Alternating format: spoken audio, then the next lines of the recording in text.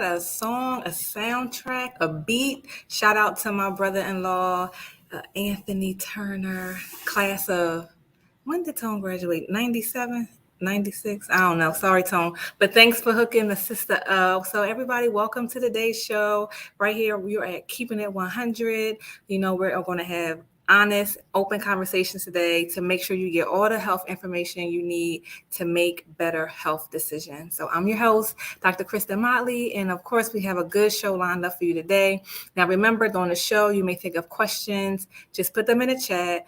My good friend and colleague, Dr. Tyann Thomas, is behind the scenes. She's going to make sure your questions get answered. Just drop them in the chat. She'll be in the chat to make sure they get answered.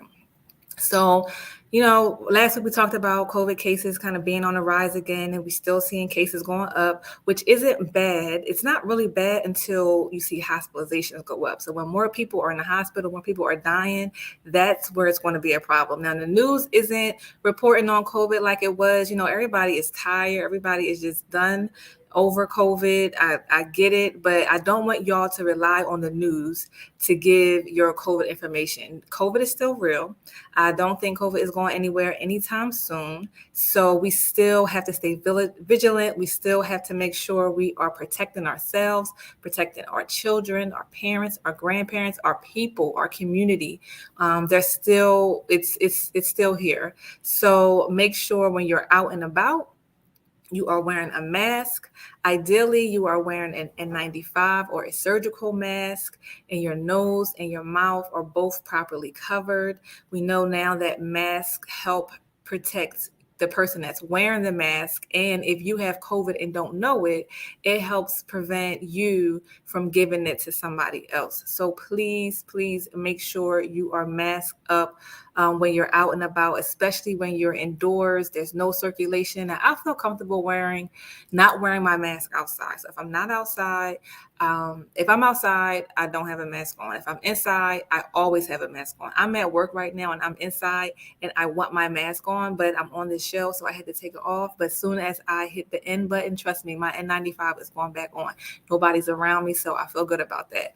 But it's just a lot. It's a lot. I get it. We tired, but we can't give up because COVID is still real. And especially if you haven't been vaccinated, you are still at risk of getting hospitalized, having to go to the hospital if you get COVID and it's really severe.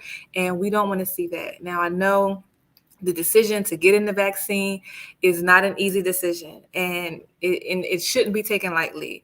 I get that. So it's even more important if you are not vaccinated at all, or if you only got one dose of the vaccine, you're not fully vaccinated. Please wear your mask. You're not fully protected. Protect yourself and protect your loved ones. So, I'm really glad to share that we are closer to getting a vaccine expert on who can come in and talk about the side effects of the vaccines. Now, I know we're trying to get my friend to do it. Her job won't approve it because she actually runs one of the COVID clinical trials that's happening. So she cannot speak publicly about any of the vaccines. However, she did introduce me to her friend, who's another Black scientist who works on vaccines for another company that's not making COVID vaccines. So she knows a lot of the data. She's keeping up with it. So getting with her to get a date, and we're going to bring her on. We're probably going to have 2 or 3 episodes just talking about vaccines. I know it's a big concern for a lot of people. So we're going to get those questions answered. So can somebody call Nolan real quick? Text him, tell him if he ain't on, tell him his show is coming. This vaccine side effects show is coming. So please, somebody let Nolan know it is on the way. So today we have a very special guest. Now, I'm a person, as you all know, I didn't run to get vaccinated when they first became available. I wasn't trying to hear nothing about no vaccine. I was not interested. I was like, I'm not getting vaccinated. I'm good. It took a lot of time. It took a lot of reading and me talking to people that I know and that I trust to give me good information before I decided to get vaccinated. And I know a lot of people went through the same process. And so today I'm bringing on a guest who also has some hesitation. He is fully vaccinated now, but he wasn't for some time. And so we're actually working together on some COVID vaccine hesitancy projects. And so I thought it'd be good for him to come on and just talk a little bit about his vaccine hesitation to his hesitation to vaccination story. So let's welcome to the stage Mr. George Mink. Hey, what's going on? Good afternoon, Doc. Good afternoon, everyone. Hey George, How thanks you so doing? much for coming down. The tables have turned. Like Dave Chappelle said, I forgot what character he was impersonating. Was it Rick James? The tables have turned. I don't know. Anyway, I was on your show the last time we were online together, Right, and now you're right. on my show. So Wow. welcome. Well, I'm here. I'm here. I'm here. Thank you, thank you, thank you. So I know people from the city know you. You've been doing a lot of work in the city for years. But if anyone that doesn't know George Mink, tell them a little bit about yourself. Okay. Well, I mean, again, I'm here today. I'm working with you now, doing outreach. I basically started with my own mission. Started with my own nonprofit called 30 Days of Life Plan B. It was reentry oriented. I'm still working on some kinks, and I'm still working on that. While I was doing that, I started working with Making a Change group. I learned a lot of knowledge and like the true blessings of Chester and families, and felt the love of the residents. And I just got adapted to the community and wanting to help. And now I'm working with CPI, Chester Peace Initiative, with Dr. Williams, Jonathan Raheem King, and my man Big C's. We're just trying to clean up the streets and just get things back to a certain, certain status. And I'm also working with you, Doc. I mean, we outreaching now. We trying to get the word out. Our folks are stubborn. So, we all got to come together and just try to put our heads together and just try to grasp the situation. Yes, absolutely. When we initially met and I came on your show, you were with Making a Change group back then, Mhm. and I thought you were from Chester. So when I just learned that you're not from Chester, like I was surprised to hear that. So thanks for coming to the city and for sharing your skills and your passion. Um, we appreciate that. We appreciate that. So let's just kind of talk about your story a little bit, from hesitation to vaccination. Now, let's start at the beginning. So when you first heard about COVID and that COVID was a thing, like how did you respond? Like what did you feel? Well, I mean, when I first heard about COVID, it was before even the pandemic hit. I think it was like late that December, the winter before, we shut down. So I heard him say on the news, Trump says something about China having it or something or whatever the case may be, but I paid it no mind. Like I just heard it, like, wow, that's weird.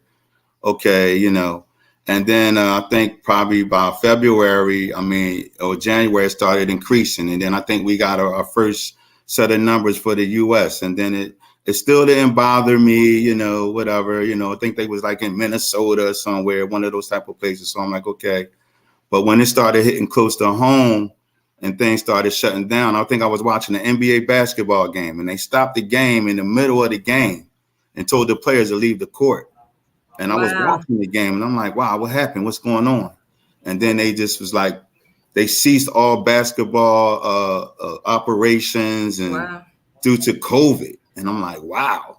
So I think one of the players had it or something and they had to stop the game. And I'm just like, wow. I Now didn't it's, realize that happened. Wow, that's yeah, crazy. they was playing the game and one of the players, I guess, I don't know how they found out, but one He of the started players, coughing. I don't know what happened, but I think it was Utah, I believe. We could probably check it out after Wow, this. I didn't know that. But they stopped the players in the middle of the game and told them they had to leave. And then next thing you know, it started the Everything tennis started started coming. rolling. Yeah. I remember around that time I was still driving to work every day and I would listen to NPR in the morning and they were reporting like 600 people died in Wow. Italy, like per day. Like it Right. started off at like 300 died a day. The next it was 4 and then it was 6. And I was like, yo, 600 people from a country just died from one disease. This is crazy. I was like, texting, trying to contact my daughter's teachers like, how can I have her do school from home? And it was like, what are you talking about?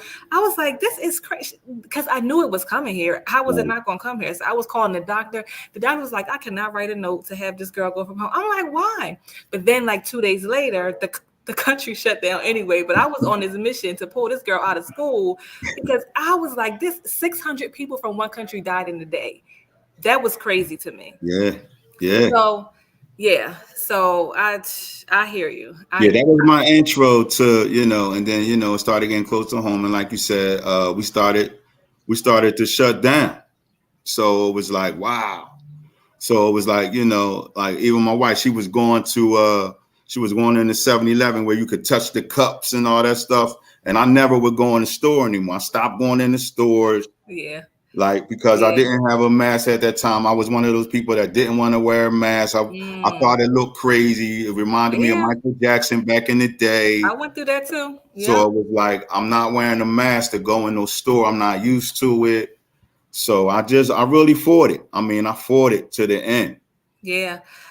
Oh man, it was crazy. And then they started talking about a vaccine. So when I first heard about the vaccine coming, I was like, I ain't getting no vaccine. I'm good. How about you? Like, what did you say when you first heard them start talking about I definitely wasn't getting it. I mean, I already knew it. And then they would kept saying, you know, that we're working fastly and vigorously to get this done. And I'm like, oh, no, they not. Like, I'm not touching that stuff. They not doing that. I barely take aspirin. You know, I got allergies. I might take some allergy medicine every now and then. I definitely wasn't injecting myself. I don't believe in the flu shot. I didn't even believe in the flu shot for my kids. Like when I was raising my children, I was one of those type of people. Yeah, like, So, I mean, I definitely was totally against it, especially putting it in my body. And I didn't know. And then, you know, it's just like, it's too new. So I was just like, definitely not. Like, so it was always a no from the beginning. Yeah, it was new. It was fast. Trump had something to say about it. We ain't trust him. It was just a lot to have to, you know, it was a lot of information going on, and it just didn't feel like the right thing to do. It just didn't. It just didn't. Then he made that bleach comment, and I was like, "Oh, it's over. I'm definitely not." I think he said we could use bleach. I said, "Oh, no, brother, y'all not gonna do me like that." Nope, not this year. No, thank you, sir. So what kinds of things did you do between the time where you said you were not going to get vaccinated until the time that you decided to get vaccinated? Like, what happened between that time period? Well, I mean, it was a buildup. I mean, eventually I definitely had to put a mask on because at that time my wife was couponing. She was like a couponer. So we was like used to going in the stores and getting loads of things that we had to get that with our coupon and all that. So we had to go into. Do y'all sell y'all stuff? We used to. We kind of slowed down, you know, as some of the items. Give me y'all inventory. I need to get some toilet paper. We still got a little something in here, but yeah. I mean, so I really had to like man up and just put the mask on. Yeah. Keep them in the car. We had to use hand sanitizer every time we left the store or whatever, because then they were saying, what if somebody touched something in the store and you touch it after them? I mean, we really didn't have any awareness of what we could do not to get it or to get it or whatever. And then like you said, you was watching people die and it was like, yo, so New York was off the chain. Oh my gosh. The hospitals off the chain, but it wasn't really that close to us, even though we was being affected. Yeah. And then the stuff on the shelves, the toilet paper was missing. It was just like, first of all, I couldn't believe what does it have to do with toilet paper? Like what toilet paper got to do with COVID? Got to do why no toilet paper and no rice? Then little stuff like crazy stuff, but it was affecting the way it gets distributed. Yeah. So I had to understand that, like for where the distribution was the problem. Yeah. So it wasn't actually the product. Yeah. So then the rates start going up. And I mean, it was rough. It was rough. We was in the house, though. We definitely was in the house. So I was eating. I picked up a couple pounds. Yeah, we all did that. We couldn't go out. Our restaurants was closed. I'm a restaurant guy. It was vicious. It was vicious. And at that time, I was with making a change, and we had to move around. That everything was virtual. This was the only way we could contact people through virtual. People had to stay home from work. It was a major adjustment. We never experienced anything like that. And I got adjusted though. I mean, I had to jump in. I mean, we had to wear a mask. We want to go in the store. Mm-hmm. You know, you couldn't cough anymore. That was like taboo. You still better not cough. I'm Yeah, telling you you, I was in the can't store cough. the You other day couldn't and this lady cough. was coughing. I went to the other aisle so fast. I was like, you know what? I don't even need this. Right, Like, right, you don't even have on a mask and you coughing in public. What is you doing and why? right, right. They shut the liquor store down. I mean, they just was just doing too much. So it was just like, I mean, it was bad though. It affected my everybody's lifestyle at the same time, and I really, you know, I believe in a higher power. So I was just like, wow, you know, God really got everything on notice now. Like he shut the whole world down. Like no matter what level of pop, whatever level you was on, a lifestyle, it didn't matter. We all were Everybody get it equally. It ain't God just for got the blacks. everybody It ain't attention just at for no, one time. So that's how I felt. So, you know, moved on. They kept talking about the vaccinations and, you know, so forth. I still was like, nah, I'm gonna wear my Miss me with mask. that vaccine. Please I'm miss gonna me with use it. the good stuff. We couldn't get the good stuff, the Germex and all that, the good hand sanitizer that was on the shelf. Yeah. Everything was high. Amazon was high. It was a major transition. Like couldn't see my loved ones like the way I wanted to. Yeah. So we even had our first, like me and my cousin, we had a virtual birthday party for one of my cousins. We usually get together. We finally did something like that, which was weird, but it was the only way we could celebrate. We all had wine in front of the family. Hold your glasses up. Yeah, so it was just like, wow. Yeah. It's been a tough 2 years for sure. Tough 2 years for sure. So you went through all these changes. You started wearing your mask. You shut down. You start staying home more, protecting yourself, and then the vaccine becomes available. Right. God saved the day. The vaccine Right. is here. Everybody get vaccinated. How did you respond to that? And I'm gonna plug in my computer before it dies, and so I'm gonna be like rolling down a little bit so I can get to this outlet. Okay. Well, I mean, once the vaccine came through officially, was approved. I mean, I believe in you know the CDC and all these things. We just never had those things. We never had these places like in our everyday lingo. Yeah. So we didn't talk about the CDC as much. And I mean, I respected their stand and their position, and I know what their job is, but I still was not taking it. No. In my mind, as a brother, it was just like it's too fast. Like what they do, like I don't know what they did. I don't trust stuff. Like it was just like, nah, you know, we don't play stuff like that. But like we don't, you know, we scary folks, so we don't. It was too long. It didn't take that long, and they finally got there. Okay, that's fine, but I still wasn't like really solely bored. I didn't buy into it, and I actually didn't even know anyone that had COVID at the time. Maybe a couple people. So I still was on the bubble. Like I was thinking about it because it was like, you know, when they were saying you only could be able to go into certain places, you know, it started to change my mind. Like, wow, so I guess they're not going to let us in without the vaccine. That's crazy. But I guess I ain't going. Yeah. I'm gonna miss every show, every comedy show. I ain't eating out. I ain't doing nothing. Right. Because I'm not getting this vaccine. I hear Pretty you. much. Right. So I was stuck. I mean, I was really not getting it. I mean, I was adamant. I wasn't even like thinking about it. And every time I thought about it, I talked myself out of it. Yeah. Like, oh no, I'm not doing that. Oh no, I'm not doing that. So it sounds like your main reason is because it was so new and fast. Because you said that you really trusted the CDC. You felt like you knew what they were talking about, but you still wasn't doing what they told you to do. Right. I mean, especially since even though they said COVID has been around, it never was like brought to us. Like we never knew anything about it. I mean, certain people in the industry or like pharmaceutical or doctors like yourself, you probably heard of it and not before y'all. I heard about it on the news. Right. See, that's what I'm saying. So it's like it was too new. The disease was too new, and then for you to come up with something to combat it that fast, it made me more leery. Right. Yeah, I'm like, oh no, something ain't right. All right. So you was resistant for a while. Big time. What tipped you the other way? Wow. Well, it was a crazy story. We got a phone call that one of my wife's best friends had passed away. Actually, she's from Chester. Oh, wow. Me and her was I'm close. She sorry used to to hear call that. me Uncle G. I mean, like her kids, I loved her kids. Like she was somebody that we knew. We Wow. talked, I mean, somebody really close. And we actually didn't hear that she died of COVID first. We just heard that she passed away. We finally got the details that she was sick for a couple weeks, but she didn't go see about it. And she actually passed away at home. She was Wow. having COVID symptoms for about 2 or 3 weeks, and she passed away at home. So we went rushing to Chester. It was so sad. Like they had a balloon release. Her kids, like it was Wow. just the worst feeling. Like you can imagine. That's So terrible. while we there, though, her whole family was there. I mean, it's like hundreds of them.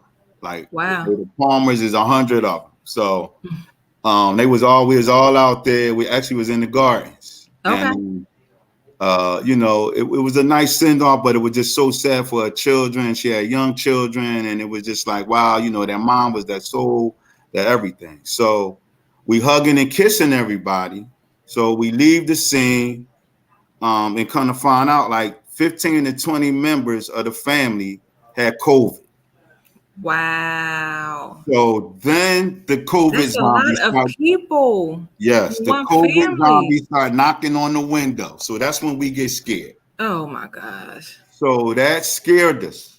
Like we talked to her mom. She was like, yeah, I got it too. And she was even coughing on the phone. Oh my And now I'm gosh. starting to feel like I got symptoms. I'm scratching. Yeah, I know you instantly got sick. Right.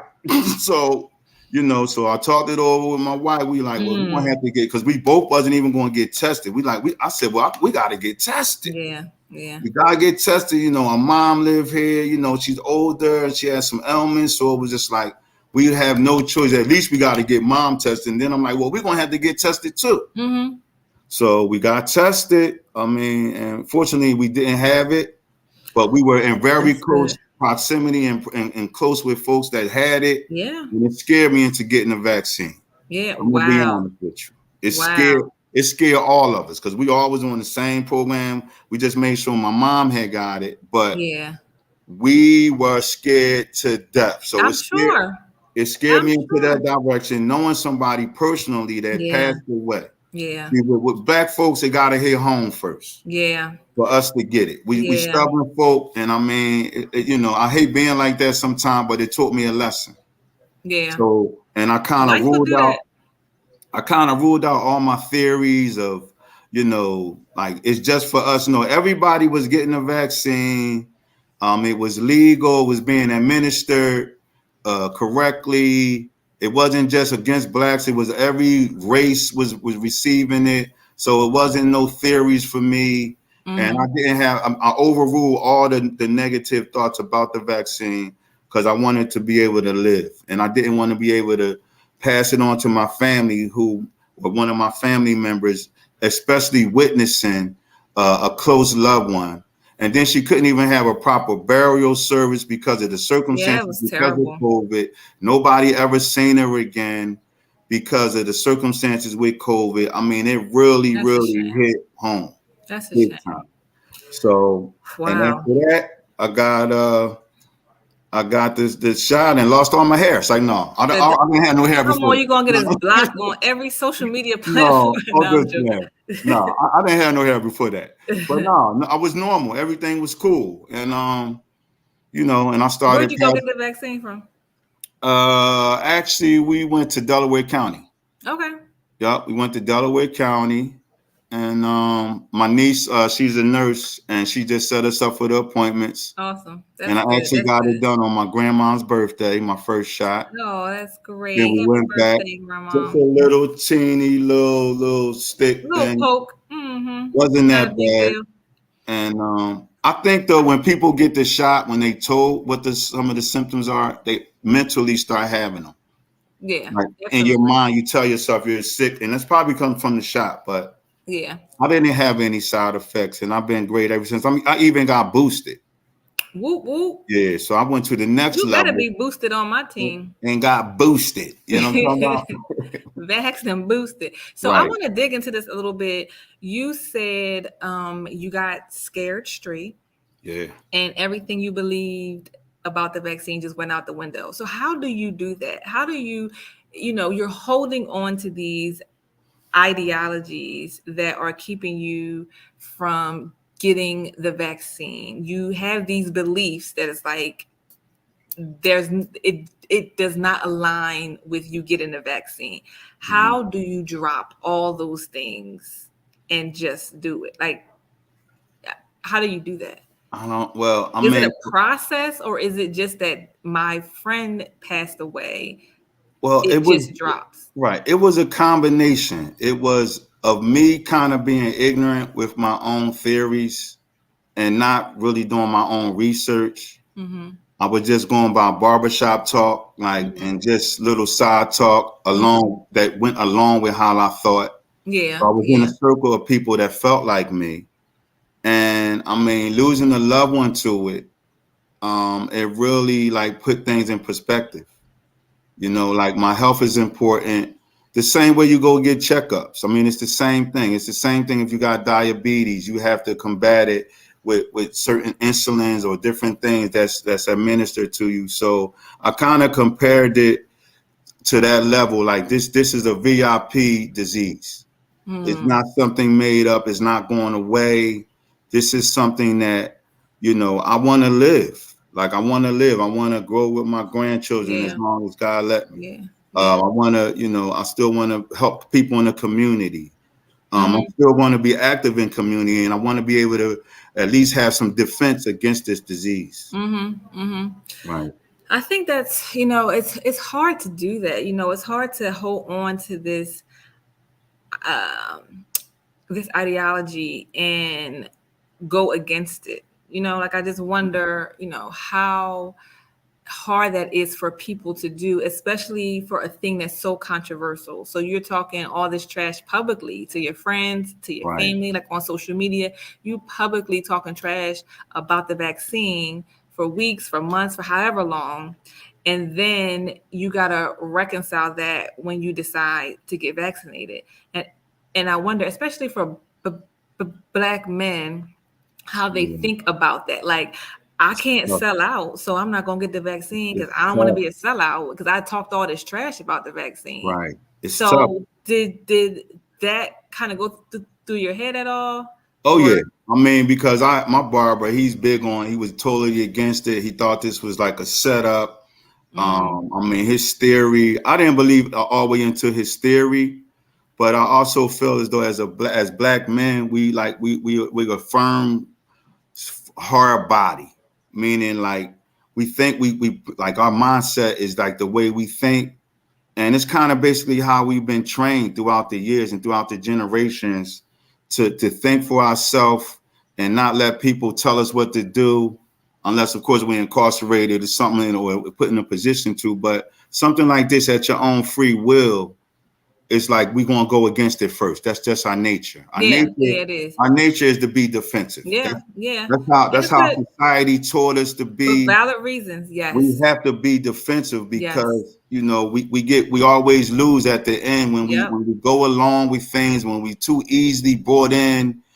I feel as though we taught as a people to be resistant from the beginning. Yep. So that was my mindset. Like I'm battling this to the end, but I still have another side of me. I mean, I wasn't all the way bought in against it, but I just had defenses up against what I thought to believe about it. So, but against my friends, I mean, none of the people that I know was getting it, and they felt bad to even say, or a brother would feel bad to say that he got it.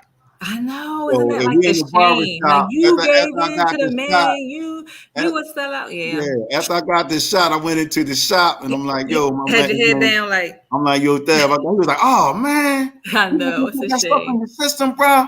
Oh man, well, you got your mom there, and I'm just like, but it's like I said it with pride though. I mean, okay, good. I said it with pride because I'm not a follower. So, I mean, I still have my own thinking process, and it was with the collaborative, but I still have my own way of thinking. So it's like, no, I did it for myself. You can do what you want to do, but I would advise you to get it. You have kids, you said your mom had some ailments and all that. Yeah. I mean, he still didn't get vaccinated, but I know a couple brothers that turned Not around. yet. Not Right. yet. Because I did it. You know, they turned Yeah, around and just was exactly. like, wow, Jay, you know, no, ain't nothing happened, bro. I'm You good. be the leader. You Yeah, be the leader. right. That's awesome. So you have a lot of work to do. Oh, We're yeah. gonna make sure you have all the tools you need, all the sound bites you need to get those words out to share and encourage the people who mean a lot to you to get vaccinated. I Right. want to just give a shout out to Tyrone Ricks. Hey Tyrone, I see you say hi What's to going on, bro? us. So hey, and I see a message from Carla. Really, really sorry to hear about all the people you lost through the COVID, man. I just can't imagine having so much loss. I'm really sorry to hear that.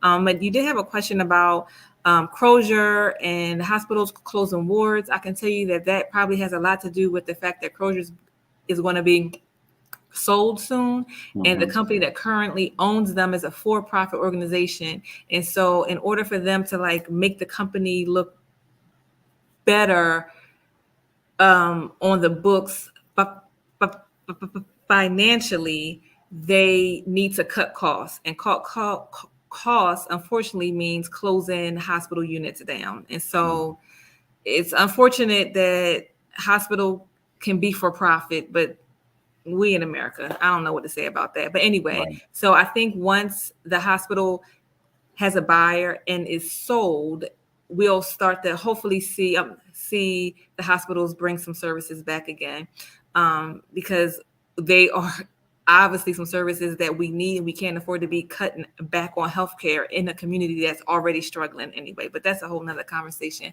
I see you asked also about not hearing from government officials in Chester.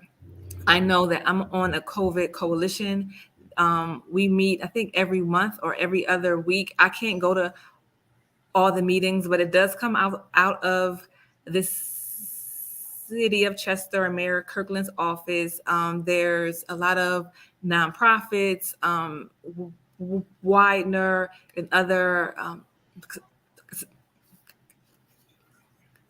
higher institutions of higher education are involved. The school districts are involved. The charter schools.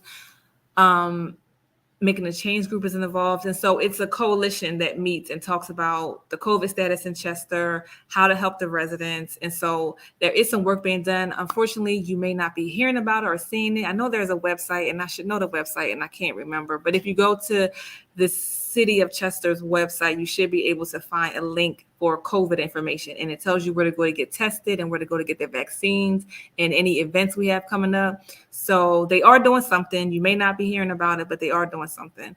I know we're over time, so I wanted to just end the show by saying thanks, George, for coming. I know you'll be joining me for a couple of weeks. I'm really glad to have you on. And I wanted to remind you all that if you ever have questions, and Carla, if you're still on, if you have questions or concerns about the vaccines, anyone can always call or text me at 267-322-0470. So 267-322-0470. You can always call me or text me there. I'll be glad to answer any questions you have about the COVID vaccines. And so weed out for today. We'll be back next Wednesday, 12:15. I hope you all will join us. Thank you. All right, Doc, have a good one. Thanks, you too. All right.